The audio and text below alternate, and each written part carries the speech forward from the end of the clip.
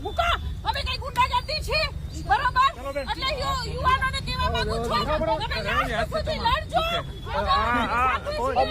ધક્કો ન મારો બેન અમે તમારી સાથે એ રીતે ધક્કો ન મારો આ તો પ્રેમથી ગયો એમ ધક્કો ન મારો હું કઈ હું આતંકવાદી છું આતંકવાદી છું પેલા પકડવાની મારી જો સાડી આડી એ તો એકના ઉપર ઉતરાવી નાખે મારી સાડી છે હાલો ભાઈ પૂરું કરો